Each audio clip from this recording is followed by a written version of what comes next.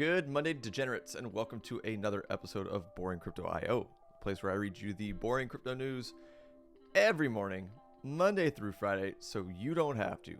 My name is not important. I'm your host. Let's do it. Iran completes pre-pilot phase of central bank digital currency. CBDCs are coming, y'all. The crypto industry has already started moving outside the US, says Ripple CEO. I'm not surprised.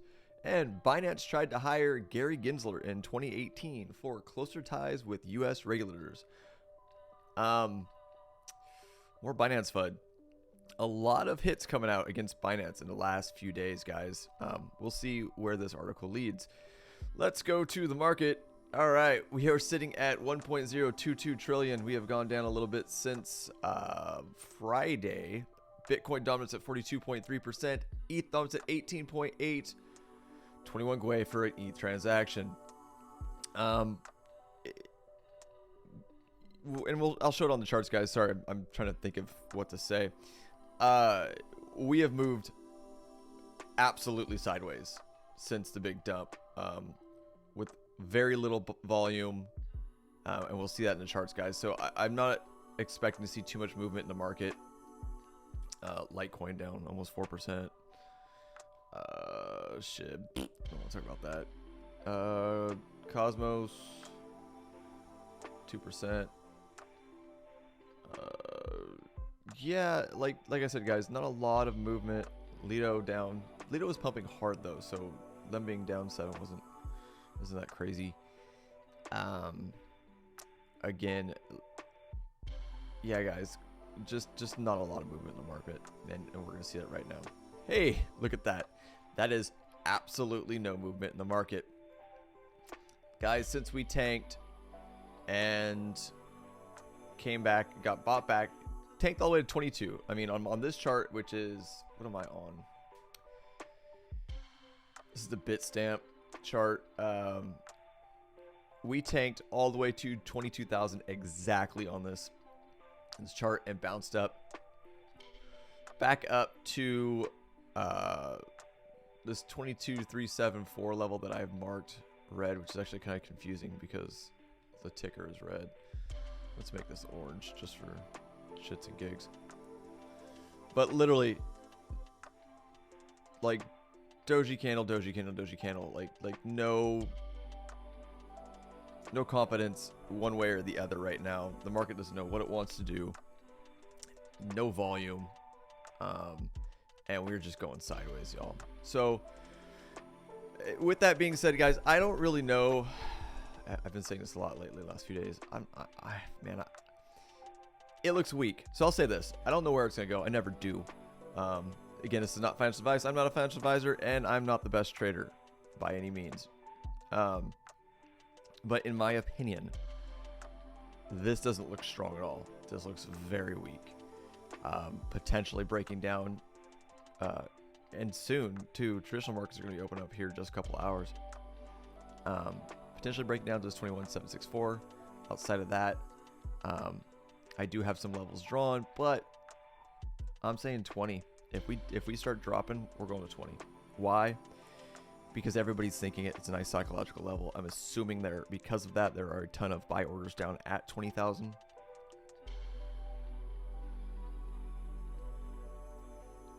Sorry, taking a drink of my coffee. I'm just assuming, just knowing how humans work.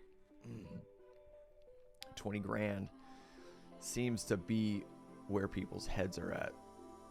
So right down here, which is a significant drop. If we go down to 20, it's a 10% drop, which I think this is a 5. Let's check. Yeah, roughly a 5. If we want to light us up, Bob, it's 6. But if we're finding these wicks, it's about just under a 5% drop. So it'd be double those. It might take all week to get there if we do start dropping. But that is what I'm hearing. That is the sentiment I'm seeing in the market. If we are going down, 20 is the number, or just below. Maybe bounce off of this 19,630. So we'll see, guys.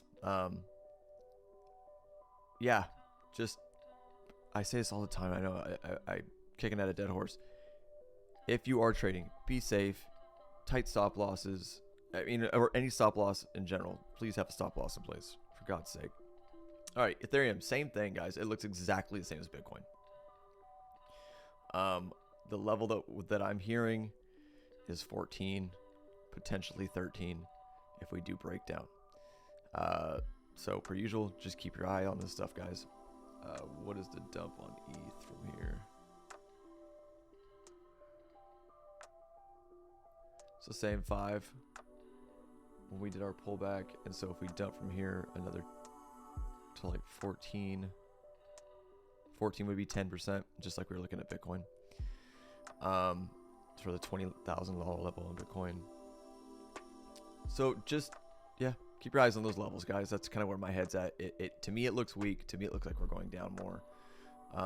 Because of the big support here, we could potentially bounce off of 1485. That's it. That's all I got. Let's go on the news. All right, guys. CBDCs. Every country right now is playing with this game, or playing with this idea, I should say. They're coming, man. Iran completes pre-pilot phase of central bank digital currency. The Central Bank of Iran progresses with CBDC development in anticipation of the Bank of Russia's governor, Elvira, not even going to try to pronounce her last name's visit. Iran is moving forward with the central bank digital currency plans, completing preliminary research for the launch of a potential digital trial. The Central Bank of Iran, CBI, has successfully completed a pre-pilot phase in the development of Iran CBDC, according to an official statement by CBI's research arm and Monetary and Bank Research Institute, MBRI.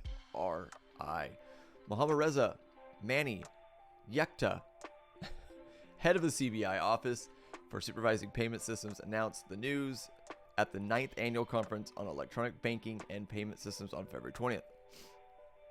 He noted that Iran's central bank plans to increase the scope of CBDC pilot in the country's payment system, but doesn't want to rush its implementation. The pre-pilot phase ended successfully with valuable achievements. The project will soon be launched in other ecosystems and will be used by more users, Mani Yekta stated. The executive pointed out that rules governing a potential digital rail will be in line with the rules established for Ryle banknotes. No, I guess Ryle is the correct word. I don't know what that is. I'm an idiot. Mani Yekta also noted that a digital Ryle is planned to be distributed among individuals and banks with the CBDC infrastructure, recreating some blockchain features. Mani Yekta reportedly said that 10 banks in Iran have applied to join the digital Ryle project, while banks like Bank Melli, Bank Melta, or Mellat, and Bank Tejarat were involved in the experimental phase. All banks and credit institutions in Iran are reportedly expected to start offering electronic wallets for using the upcoming digital currency. As previously reported, CBI started planning to launch the CBDC pilot in January of 2022. Following years of initial research since 2017, the regulatory reported stated rolling out a CBDC pilot in September of 2022, aiming to improve financial inclusion and compete with global stablecoins. Iran's digital Ryle project, referred to as Crypto Ryle, how original, is pegged to the national currency, the Iranian Ryle. Oh, I guess that's what their money's called. It shows you how dumb I am, y'all. At a 1-to-1 ratio, the digital currency reportedly runs on a platform known as Borna, which was developed using Hyperledger Fabric, the open source enterprise blockchain platform established by United States technology giant IBM. The news comes amid Iranian authorities preparing to hold an official meeting with the Bank of Russia's governor, Elvira Nope, who is expected to visit Iran in the near future. Russia and Iran have reportedly been working together to create a gold-backed stablecoin that would serve as a payment method in foreign trade. Interesting. Guys, let me know what you think. Comments down below. Iran and Russia. The crypto industry has already started moving outside of the U.S., says Ripple CEO. Again, yeah, that makes sense. The U.S. is not only dragging their feet on regulatory issues, they are coming after every single token, saying that it's a security via Mr. Gensler. As well as this backs up the idea that I've said that whether Ripple wins or loses this case with the SEC, it doesn't matter if you're holding a bag of Ripple. It'll only matter in the short term. The reason why I say this is because if you don't think that XRP will move out of the United States and continue working and moving forward, you're an absolute fool. That's all there is to it. So let's go. Ripple CEO Brad Garlinghouse said the SEC's lawsuit against Ripple is a regulatory playing offense and attacking the industry as a whole. We agree. The United States Securities and Exchange Commission SEC regulation through enforcement is not a healthy way to regulate an industry. Agreed. And may result in the U.S. being a less attractive location for crypto firms. You think it's absolutely creating a less attractive location.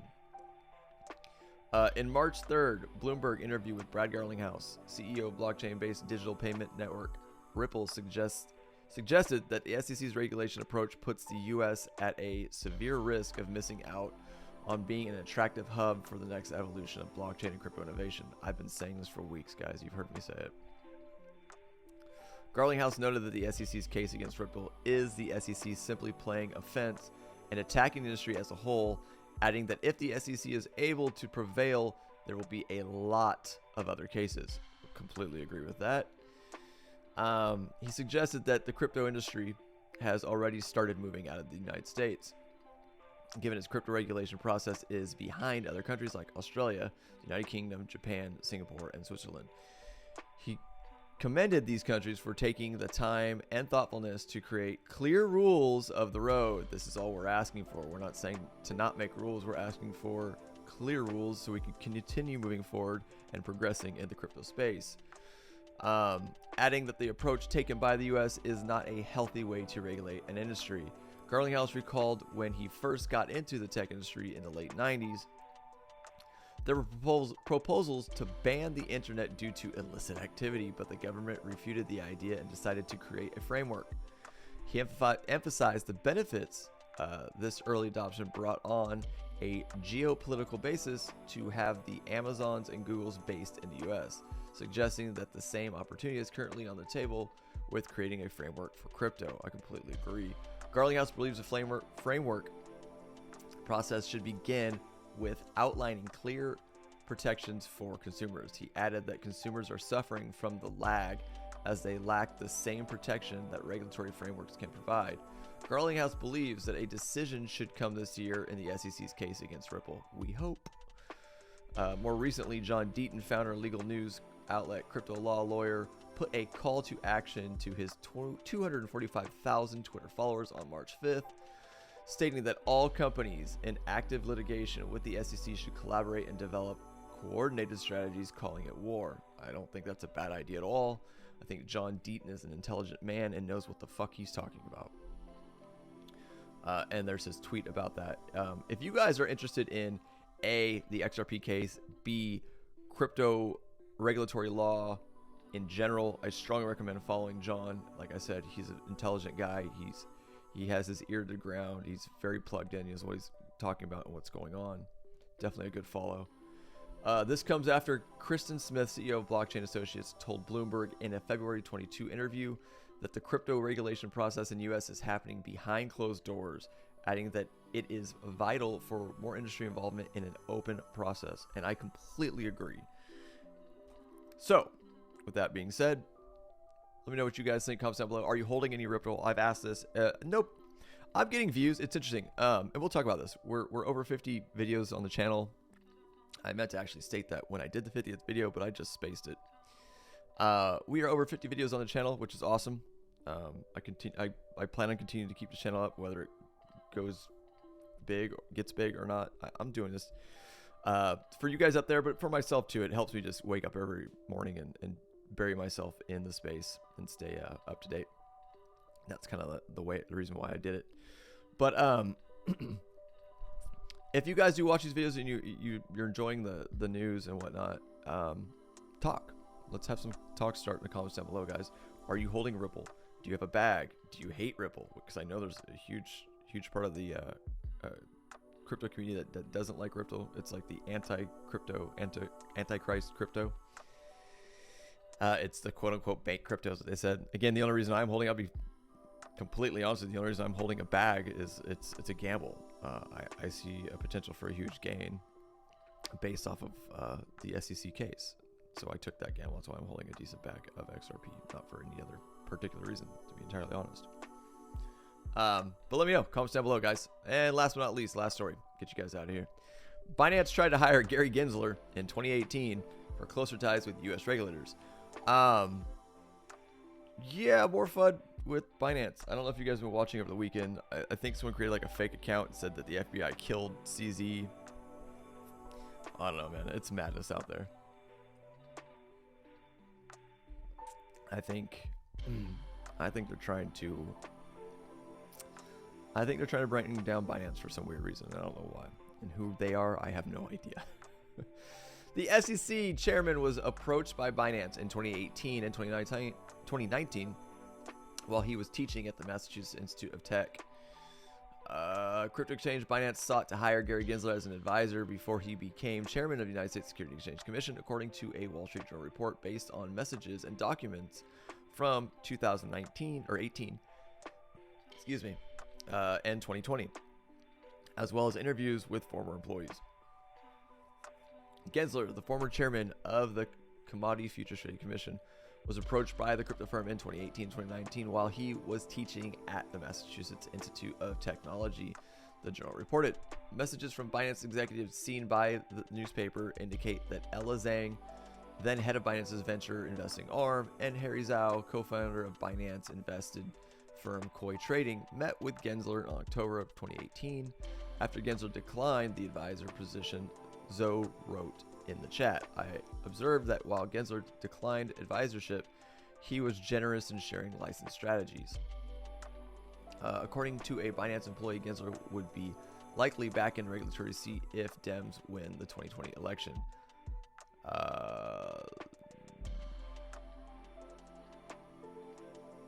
Well, they did. Got it. Okay. The second meeting took place in March 2019 in Tokyo between Gensler and Binance founder CZ. In April 2021, Gensler became the SEC chair. According to the newspaper, Gensler was approached by multiple private companies to serve as an advisor while at MIT, but he declined all the offers. Maybe he should have taken them because now nobody likes him.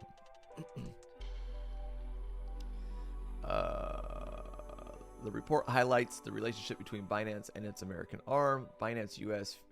Fearing regulatory scrutiny, the exchange's executives took steps years ago to mitigate the risk, including setting up an American entity that would attract enforcement and regulatory inquiries, thereby shielding Binance from regulatory oversight.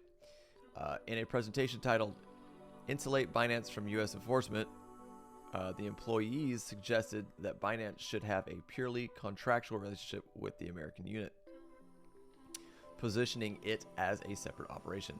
A spokesperson for Binance told Cointelegraph, when Binance US was founded, there was an agreement with the Binance.com tech team to build out the tech infrastructure and provide other forms of support for the US regulatory exchange. It was a white label service that supported other exchanges.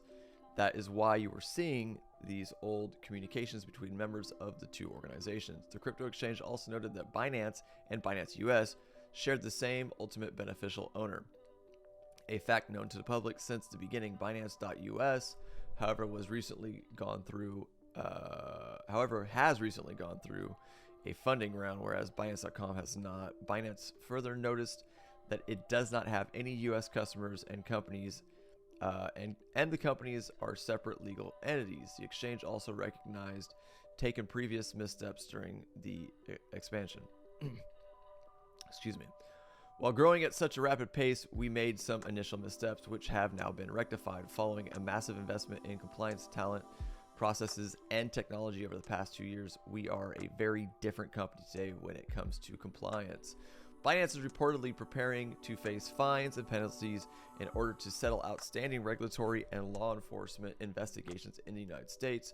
Binance Chief Strategy Officer Patrick Hillman said the firm has been working with regulators to remedy Past compliance issues according to the company. Compliance and investigation headcount increased by 500% last year. Well, that was a lackluster article, don't you think? Kind of a nothing burger, if I may say so myself. I don't know. What do you guys think? Comments down below. Outside of that, let's look at Bitcoin one more time before I get you guys out of here. And nothing's happening. Completely sideways with zero volume.